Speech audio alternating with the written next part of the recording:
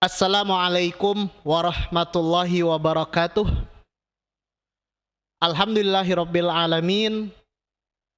Hari ini kita memasuki episode keempat dari mata kuliah ilmu kalam.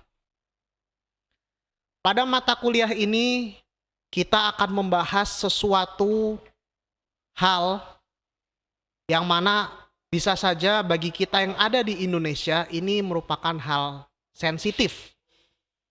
Karena seperti yang Anda tahu, ada kejadian mulai di peristiwa Sampang Madura, Jember, dan sebagainya, hingga akhirnya ketika kita mendengar hal yang satu ini menjadi sangat sensitif dan sangat panas di kuping. Tapi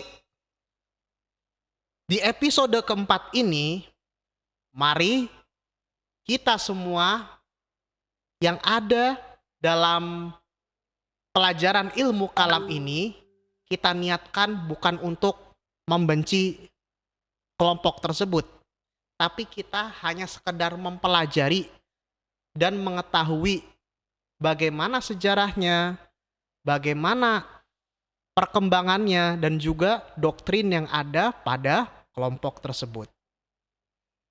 Oke, sebelum kita memulai episode ini, mari kita baca basmalah dan sholawat kepada Nabi kita Nabi Muhammad SAW.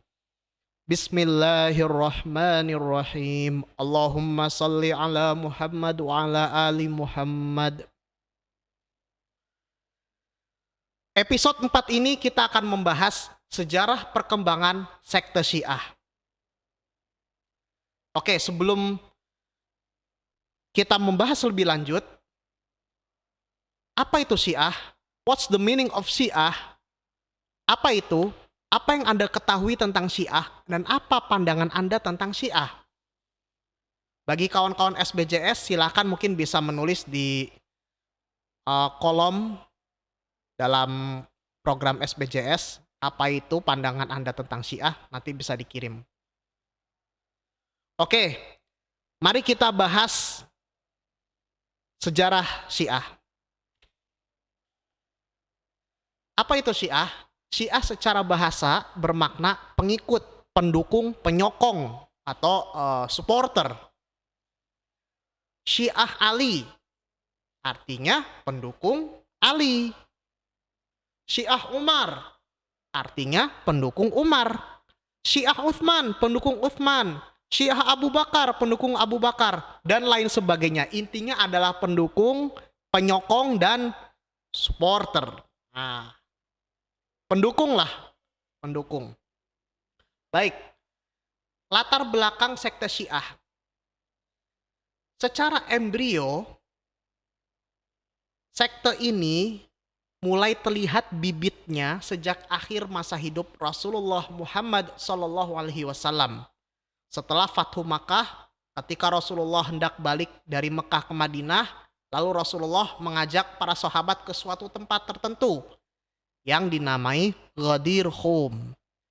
Di sana terjadi sebuah peristiwa ketika dikumpulkan seluruh sahabat, lalu Rasulullah mengumumkan kepada para sahabat, beliau menyerahkan tongkatnya, secara simbolis menyerahkan tongkat kepada Ali bin Abi Thalib radhiyallahu anhu, yang mana beliau merupakan keponakan dari Kanjeng Nabi, kemudian menjadi menantunya. Lalu sahabat Ali bin Abi Thalib radhiyallahu anhu menerima tongkat tersebut. Dan Kanjeng Nabi dawuh, Rasulullah bersabda bahwa Ali adalah mawalinya. Nah, sehingga dengan adanya peristiwa simbolis tersebut menjadi teka-teki tersendiri. Kelak beberapa tahun lamanya pasca wafatnya Rasulullah, ketika Islam telah terpecah ke dalam beberapa golongan, salah satunya ada kelompok Syiah, mawali ini diterjemahkan atau didefinisikan oleh orang Syiah sebagai pemimpin pemimpin secara politik maupun secara agama, karena adanya simbolisasi penyerahan tongkat kepada Sayyidina Ali dari Kanjeng Nabi. Tapi oleh Sunni diartikan lain, diartikan bahwa Ali itu pengganti. Kalau Rasulullah tiada, Ali menggantikan dalam hal lain selain dari kepemimpinan. Oke, itu yang pertama. Pasca wafatnya Nabi Muhammad SAW, memang sempat terjadi perdebatan politik. Siapakah yang menjadi penerus kepemimpinan Nabi? Para pendukung Ali menyatakan bahwa Ali yang berhak jadi pemimpin. Tapi sejarah berkata lain. Ada Sakifah Bani Sa'idah. Ketika itu orang Ansor mencalonkan jagonya, Muhajirin mencalonkan jagonya. Hingga akhirnya Abu Bakarlah yang menjadi Khalifatul Rasulillah, pengganti Rasulullah, pelanjut kepemimpinan Nabi Muhammad yang pertama setelah Kanjeng Nabi tiada. Lalu setelah itu Ali yang tadinya sempat agak crash, kemudian akhirnya berbaiat pula kepada Sayyidina Abu Bakar radhiyallahu anhu. Zaman berkembang terus hingga pada masa Utsman bin Affan radhiyallahu anhu terjadi kekisruhan politik yang berujung kepada pembunuhan Sayyidina Utsman bin Affan radhiyallahu anhu. Pasca wafatnya Utsman sebagai khalifah ketiga, zaman berganti. Kemudian sang keponakan Nabi ini menjadi khalifah yang keempat dalam sejarah Islam. Di masa beliau, kekisruhan politik semakin besar. Kenapa? Karena Muawiyah bin Abu Sufyan, dalam hal ini beliau ini merupakan famili daripada Utsman bin Affan, melayangkan protes kepada sang khalifah keempat mengenai kasus pembunuhan Utsman. Kok orangnya udah gak ada, terus kok pelakunya kok belum dihukum gitu loh. Gimana? Keluarga Utsman minta sebisa mungkin harus pelaku pembunuhan itu dihukum seberat-beratnya. Tapi pada masa kekhalifahan Ali ini, situasi politik ini semakin kacau. Hingga akhirnya terjadi perang Jamal. Perang antara Sayyidina Ali versus Sayyidah Aisyah, Sayyidina Tolhah, dan Sayyidina Zubair. 3 orang ini yang berkedudukan di Mekah ini crash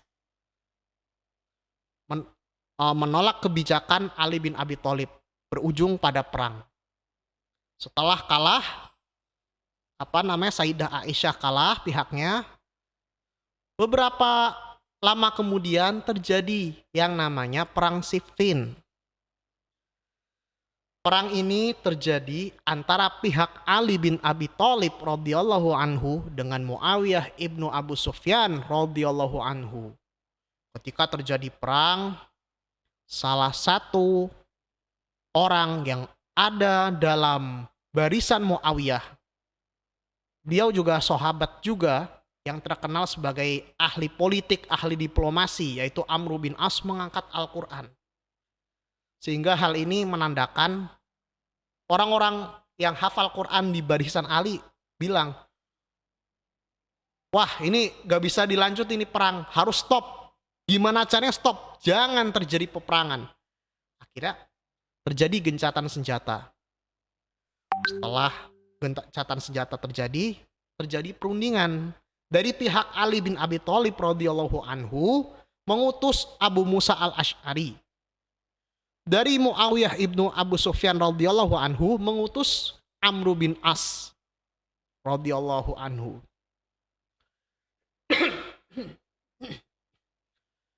Kedua utusan ini saling bertemu dan akhirnya terjadi kesepakatan untuk saling gencatan senjata yang ujungnya terjadi peristiwa tahkim. Tahkim itu kalau bahasa politik sekarang arbitrase. Nah, tapi memang karena Amr bin As ini orang yang sangat pandai berpolitik, sedangkan Abu Musa itu orang yang zuhud, waro, dan tidak begitu paham masalah politik, ya otomatis orang politik lah yang menang. Nah, karena adanya hal ini, maka Sayyidina Ali pun menerima tahkim itu.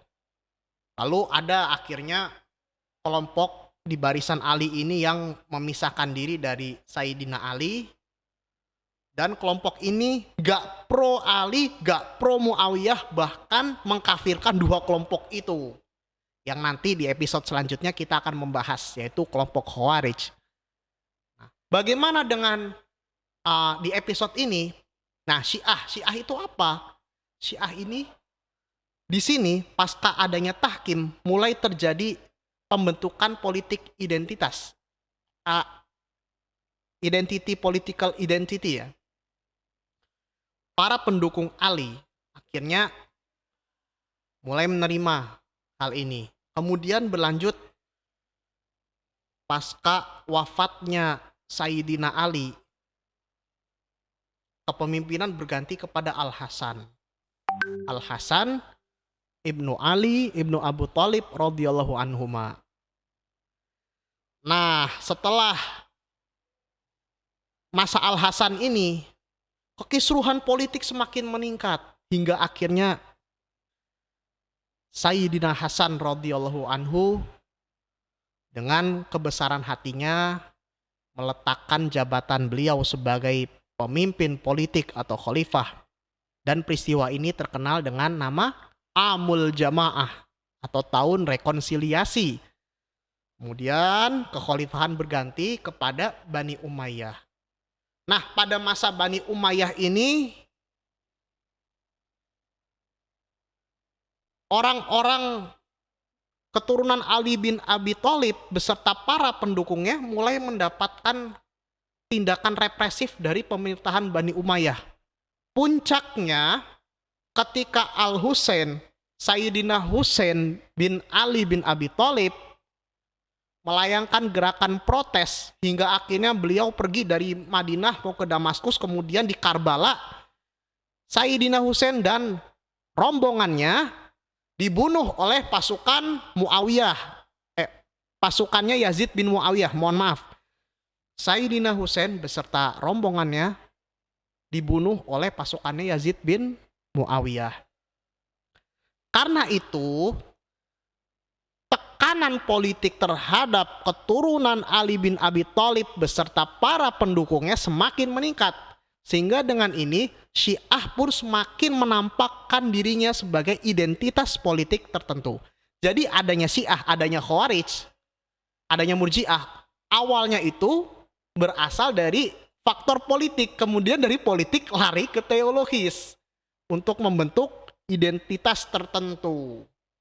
Ini latar belakangnya. Oke. Ini sebagaimana yang saya jelaskan tadi ya. Dari politik, from politik to theology. Sehingga perkara politik pun dapat mengacaukan semuanya. Ya inilah buktinya. Nah, tapi gini, apakah Syiah ini satu jenis, sama semuanya? Seperti sekarang yang terjadi adalah di Iran, contohnya negara yang paling banyak menganut mazhab Syiah, terus Libanon, terus Irak. Apakah Syiah itu di tiga negara itu sama semuanya, sama warnanya atau bagaimana? Tentu dalam hal ini kita tidak bisa menggebyah-uyah, menyamaratakan semua Syiah itu sama. Zaman semakin berkembang, otomatis tantangan yang dihadapi pasti berbeda. Sehingga karena adanya tantangan tersebut, kerap menjadikan tumbuhnya perbedaan. Dan perbedaan itu ujungnya terjadi perpecahan di kalangan internal Syiah. Sehingga di Syiah sendiri, ya kalau mau jujur, ada tiga hal. Ada mereka yang sangat ekstrim, ada mereka yang istilahnya sangat soft atau liberal ya. Ada yang Syiah radikal, Syiah yang liberal, ada yang tengah-tengah, yang moderat ini. Nah, sekarang bagaimana kalangan Syiah sekarang? Kebanyakan Syiah sekarang ini Syiah yang moderat. Syiah yang sangat ekstrim atau gulat secara kelembagaan memang sudah nggak ada, tapi pola pikir yang mengarah ke sana masih ada, dan itu sudah tidak diterima lagi di kalangan Syiahnya sendiri. Sudah menjadi ya sesuatu hal yang something on the past. Oke, baik, ini sejarah perkembangan ya. Nah, di sini saya memberikan sebuah gambaran, ada berbagai macam diagram. Nah, ini di antara berbagai macam diagram ini merupakan genealogi pemikiran Syiah. Kita lihat Abu Thalib, Abdul Muthalib punya anak Abu Thalib dan Abdullah. Nah, Abu Thalib punya anak Sayyidina Ali. Nah, Abdullah punya anak Kanjeng Nabi Muhammad. Kanjeng Nabi Muhammad punya anak Siti Fatimah. Kemudian Sayyidina Ali dan Sayyidah Fatimah menikah. Hingga lahirlah anaknya Hasan, Hussein, terus nanti Muhammad Ibnul Hanafiyah. Nah, terus dari Sayyidina Hussein punya keturunan Zainal Abidin. Zainal Abidin ini nanti melahirkan kelompok Zaid atau Zaidiyah. Zainal Abidin punya anak Zaid. Dari Zaid ini muncullah kelompok Syiah Zaidiyah yang sekarang banyak di daerah Yaman sebelah utara. Terus Zainal Abidin punya anak Muhammad Al-Baqir. Muhammad Al-Baqir punya anak Ja'far As-Shadiq. Nah, Ja'far As-Shadiq nanti ada Abdullah Al-Aftah, kelompok Fathi. Nanti Ja'far As-Shadiq punya anak lagi Musa Al-Kazim. Musa Al-Kazim punya anak Ali Ar-Ridho. Ali Ar-Ridho punya keturunan lagi Muhammad At-Taqi.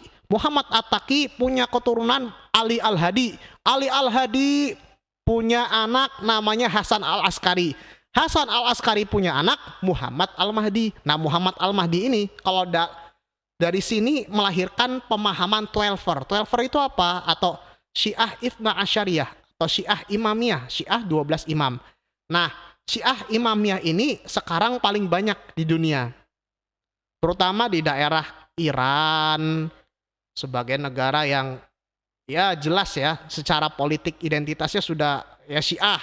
Walaupun di negara Iran itu gak cuma Syiah aja, Sunni juga ada, Sunni Hanafi, karena orang-orang di daerah timur di perbatasan Pakistan, orang-orang Balochistan itu umumnya Sunni Hanafi.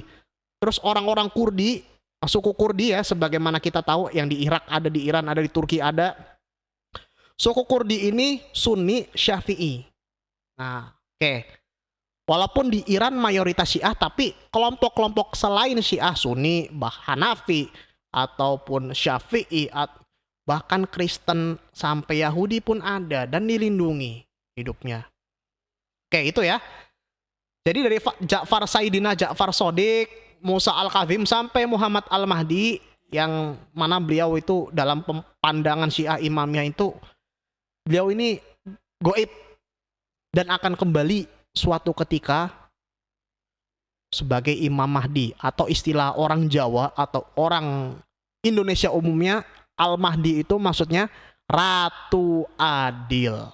Oke, ini ya Syiah 12 imam. Oke, tadi kita kembali ke Ja'far Shadiq. Ja'far Shadiq punya anak Ismail.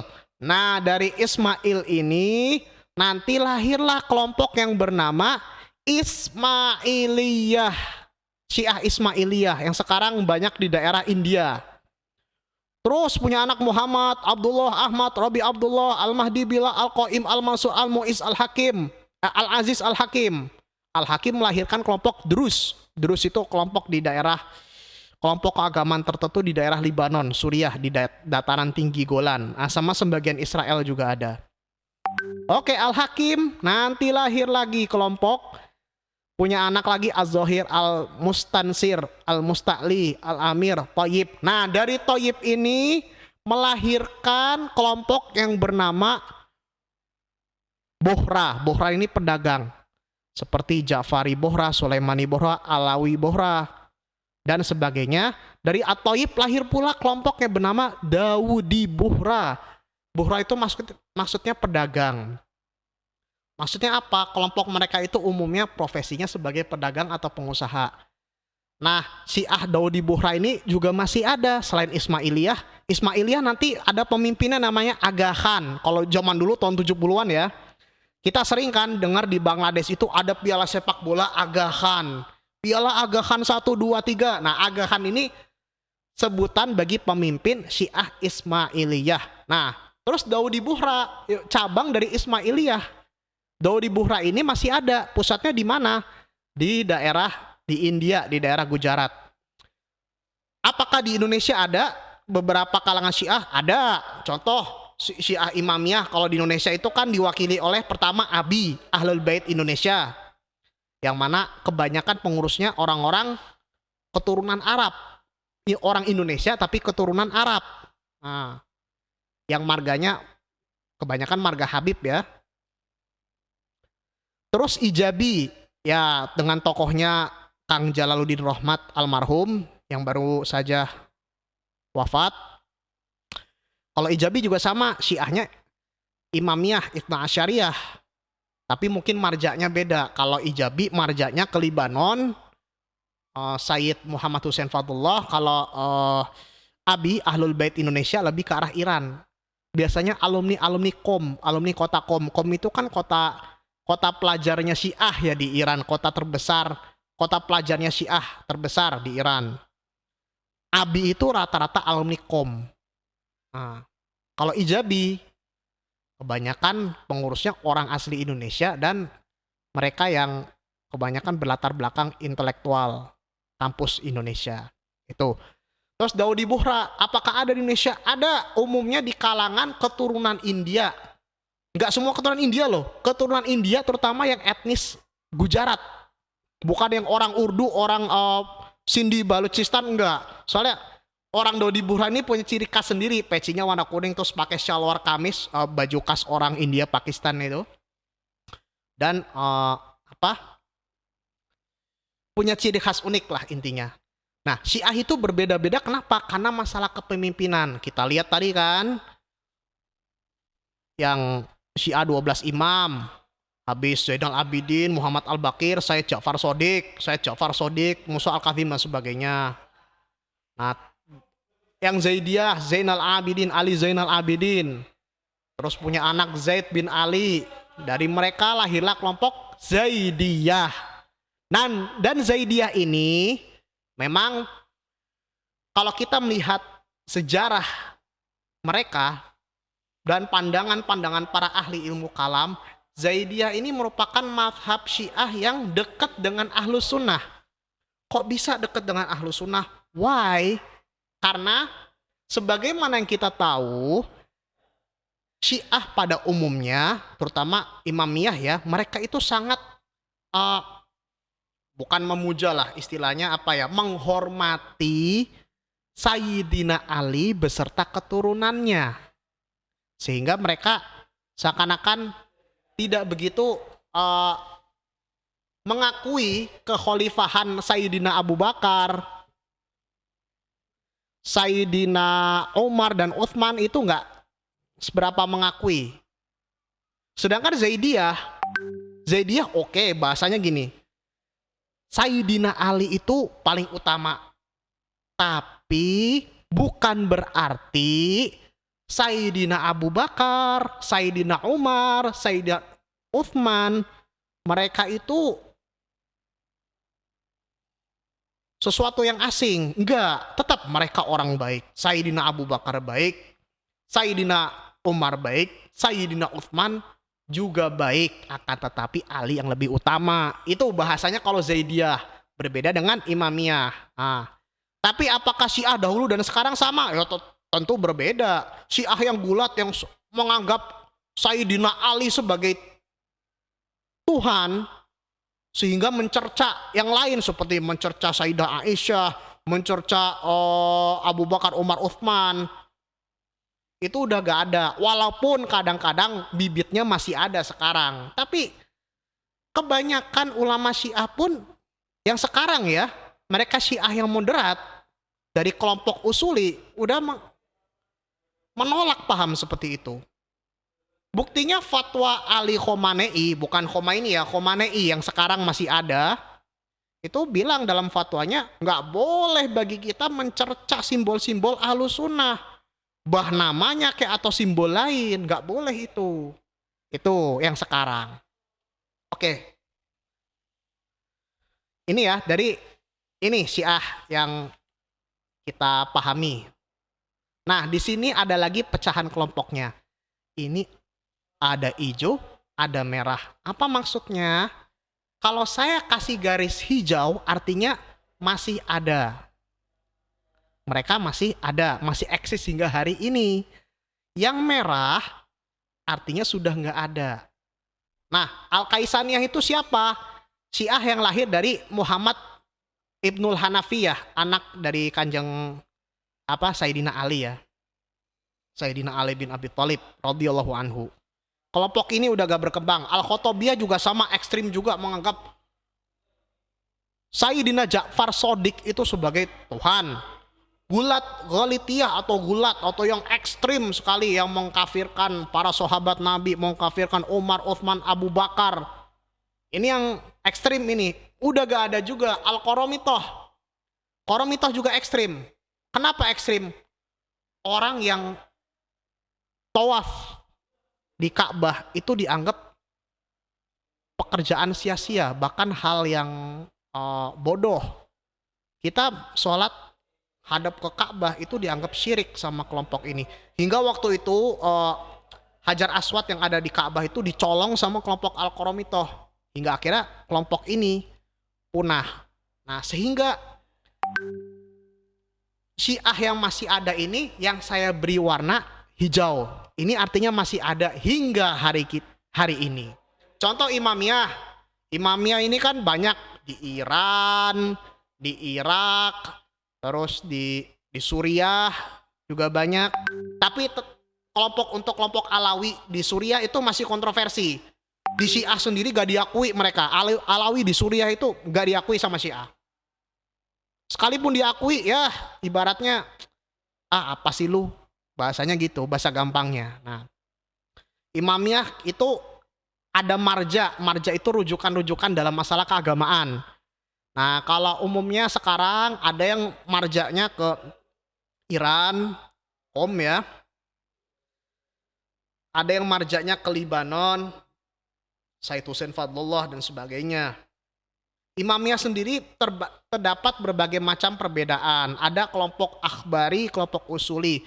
Akhbari itu apa? Kelompok ini kalau Imamiyah itu lebih kepada fikih ya, pembahasan fikih. Mereka kan punya pemahaman fikih yang disebut dengan fikih Ja'fari. Dan Ja'far Shadiq itu merupakan guru dari Imam Abu Hanifah. Oke. Dalam Imamiyah sendiri, tradisi fikih mereka ada terpecah dua hal. Akhbari dan usuli. Akhbari itu apa? Mereka-mereka yang berpegang kepada teks-teks keagamaan, tekstualis bahasanya. Usuli itu apa? Mereka-mereka yang lebih condong kepada usul fikih. Jadi dalam memahami suatu perkara, orang tekstualis sama kontekstual kan lain. Kalau tekstualis tuh ngelihat teks-teks ngomong begini, ya udah, terima aja, taslim.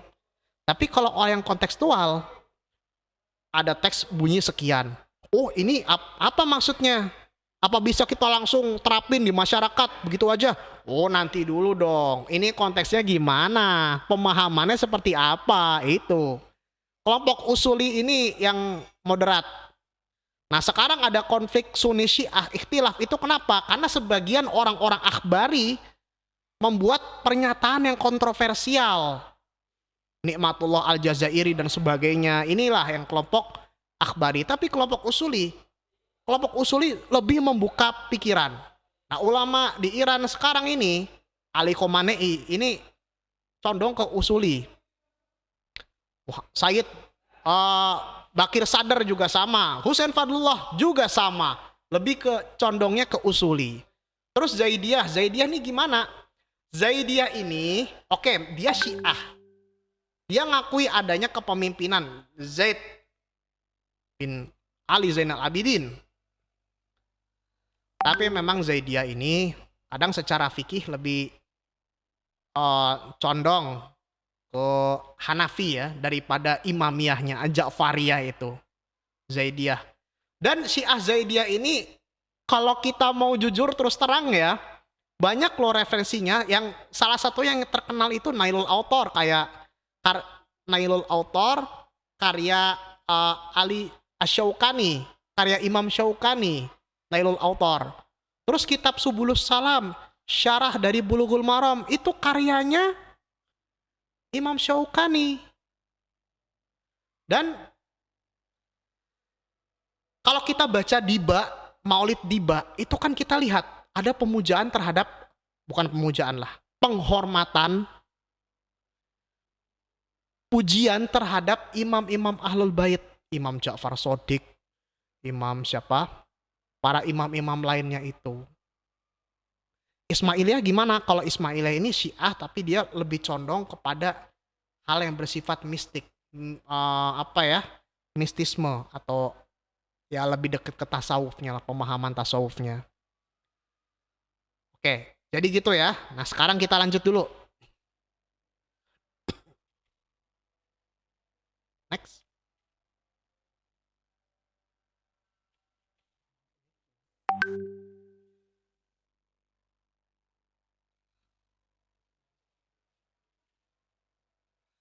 Oke, sekarang kita membahas doktrin ajaran Syiah. Ini saya ambil dari salah satu Syiah dulu ya, Syiah yang Imamiyah, karena kan yang populer sekarang itu. Kalau Zaidiyah nanti teman-teman bisa baca buku-buku ilmu kalam ya, seperti apa Syiah Zaidiyah. Doktrin ajarannya, yang pertama At-Tauhid, Al-Adl yang kedua, terus An-Nubuwah, Al-Imamah, dan Al-Ma'ad. Ma huwa Tauhid? What is At-Tauhid? At-Tauhid ini seperti umumnya dipahami oleh kaum muslim, ilmu atau keyakinan bahwasanya Allah Subhanahu wa taala itu adalah zat yang Maha Esa. Syiah pun meyakini, Imamiyah, bahwa Gusti Allah itu Maha Esa. Esa itu apa? Satu yang tiada berbilang. Esa secara zat, sifat, juga perbuatannya. Itu at-tauhid. Terus al-adl. Apa maksud al-adl? Al-adl ini konteksnya, konteks ketuhanan. Allah huwal adl. Gusti Allah itu maha adil. Gusti Allah maha adil. Sehingga dalam pemahaman Syiah Imamiyah, Gusti Allah itu maha adil. Apapun yang ditakdirkan oleh Gusti Allah itu merupakan hal yang terbaik bagi kita sebagai hambanya. Apapun yang Allah takdirkan, apapun yang Allah putuskan, itu suatu hal yang positif bagi hambanya. Next, An-Nubuwah. An-Nubuwah itu apa? Kenabian. Nah, kenabian ini maksudnya apa? Orang-orang Syiah mempercayai bahwasanya dalam rangka mewujudkan nilai-nilai agama, dalam rangka mewujudkan nilai-nilai ketuhanan dalam masyarakat, maka Allah Subhanahu wa taala mengutus para nabi dan para rasul.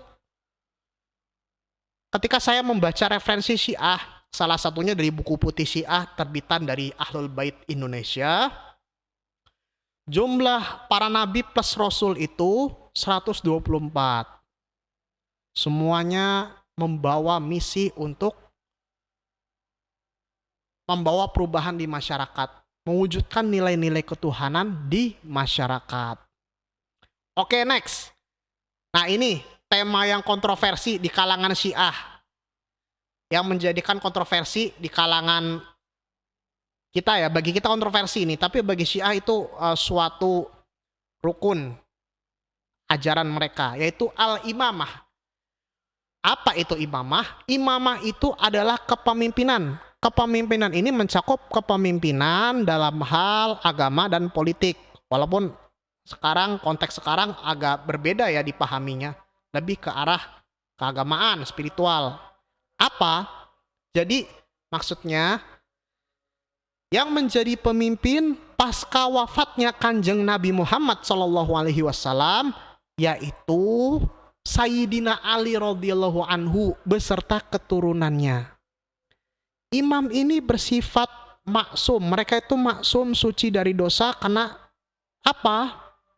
Karena mereka mempunyai misi untuk melanjutkan dakwah Kanjeng Nabi Muhammad SAW, melanjutkan dakwah beliau dan mengarahkan dan membimbing para pengikutnya untuk tetap meniti di jalan dakwahnya para nabi. Nah, untuk mewujudkan hal tersebut dibutuhkan para pemimpin, para imam-imam ini yang berfungsi untuk membimbing masyarakat bagaimana mereka memahami ajaran Islam yang diajarkan oleh Kanjeng Nabi Shallallahu Alaihi Wasallam. Nah gini, kalau dalam tradisi Syiah Imamiyah ini ada perbedaan. Kita menyebut Nabi Muhammad Shallallahu Alaihi Wasallam, mereka sama juga Nabi Muhammad Shallallahu Alaihi Wasallam.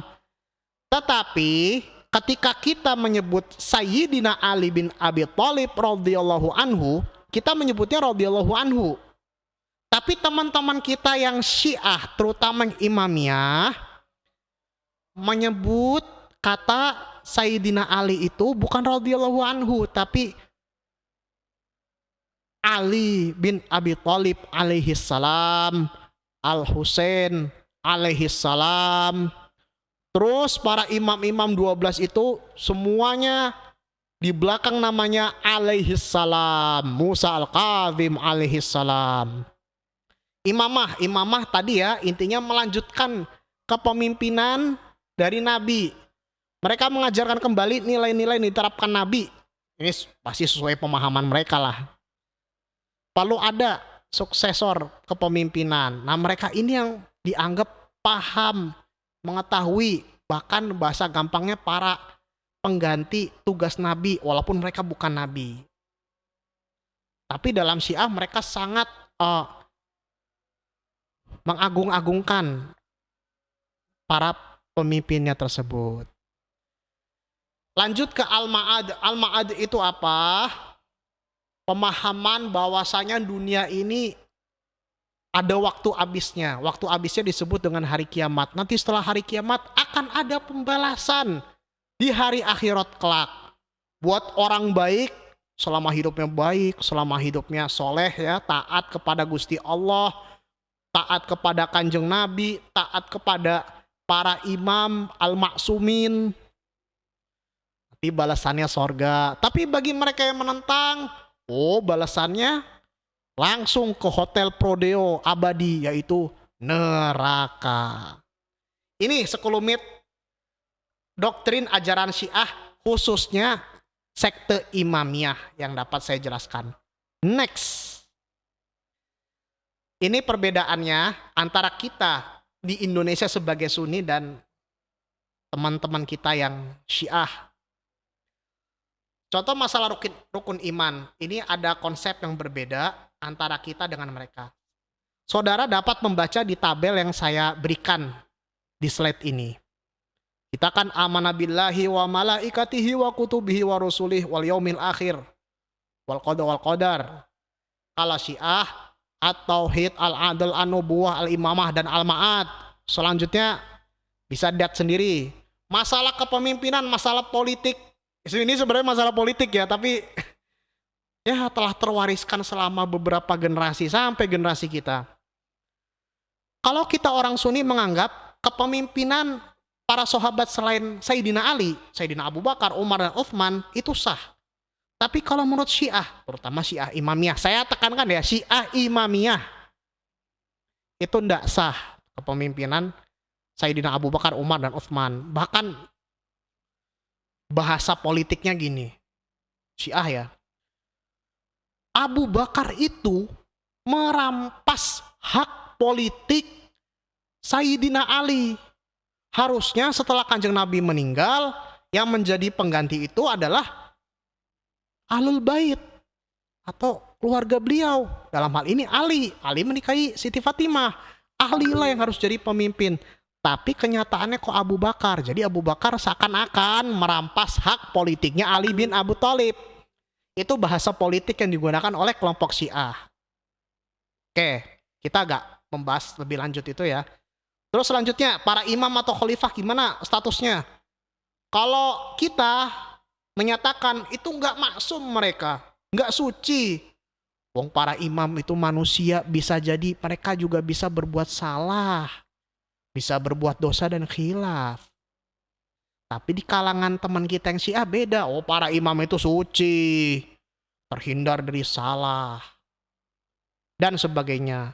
Nikah mut'ah, kalau di kita jelas haram, kalau mereka halal dan dianjurkan. Maksudnya, kalau saya baca referensinya Syiah langsung, itu pernah dihalalkan.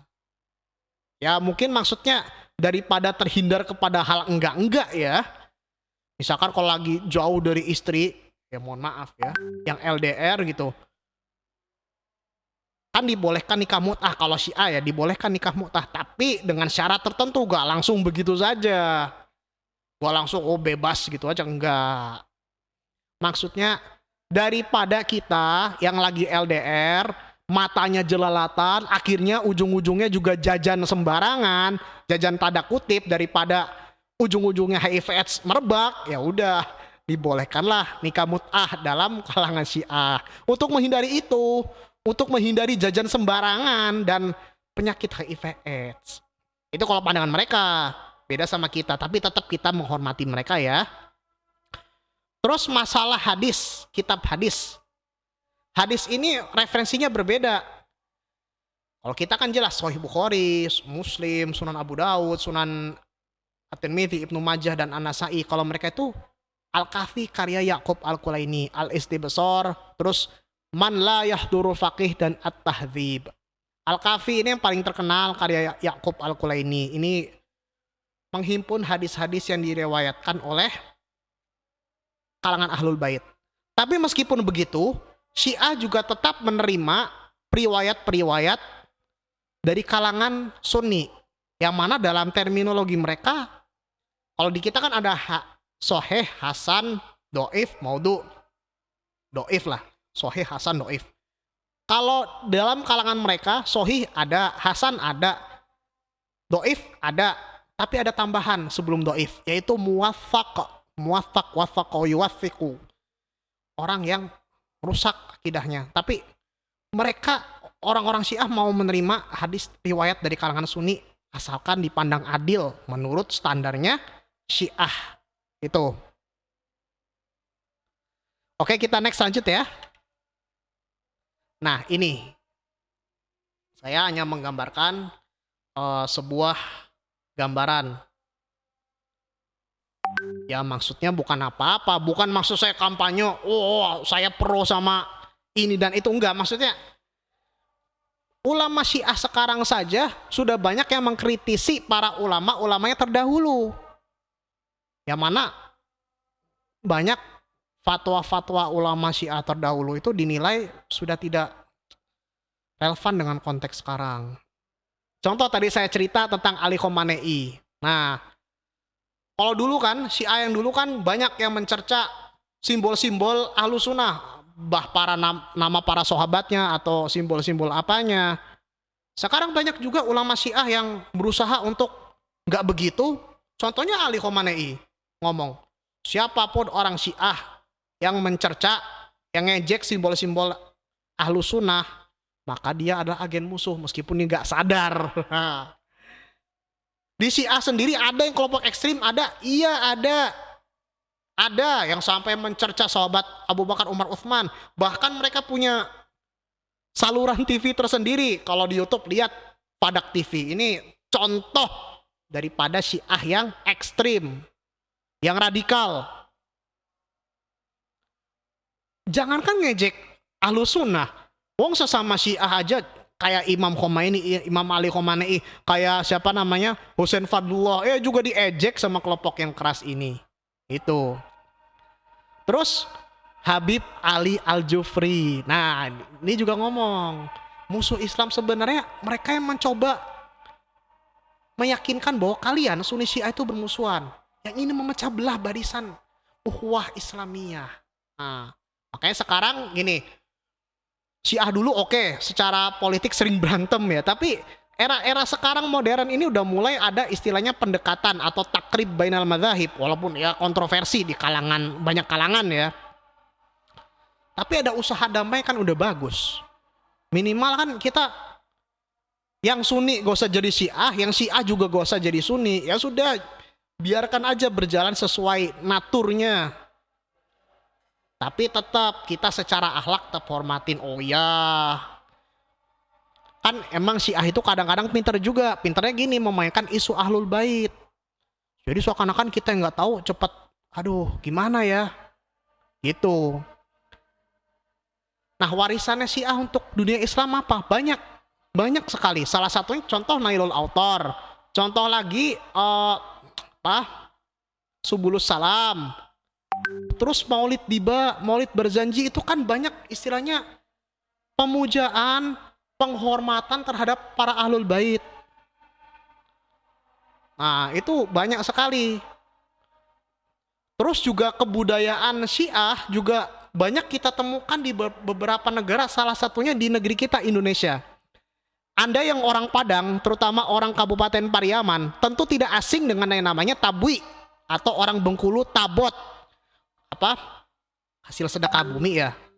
Itu kan ada simbol-simbol penghormatan bahwasanya kita menghormati ahlul bait. Salah satunya Sayyidina Husain. Terus di daerah lain, contoh di orang Sunda, setiap bulan Muharram ada tradisi buat bubur berem, bubur bodas, bubur berem atau bubur merah, atau kalau di Madura tajin mira. Ini punya makna apa? Merah itu berani. Bodas putih atau poteh kalau bahasa Madura, atau putih bahasa Jawa. Berarti lambang kesucian. Kesucian hati Sayyidina Husain dalam melawan kezoliman. Nah, budaya-budaya ini kan tentunya gimana ya? Bahkan kata Gus Dur aja, ya contoh ya, NU itu Syiah minus imamah. Syiah dalam pengertian gini, bukan akidahnya enggak, akidahnya tetap Sunni, cuman banyak kebudayaan Syiah, mulai sholawatnya, mulai perayaan maulid, terus mahalul qiyam, kita menghormati para imam ahlul bait. Budaya-budaya di kita ini banyak dari yang sama dengan kebudayaan Syiah. Tapi kita tidak mengakui sistem imamah dalam ajaran Sunni.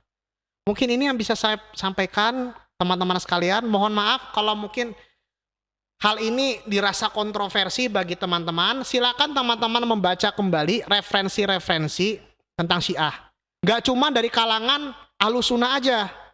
Coba sekali-kali baca tentang Syiah dari kalangan Syiahnya sendiri.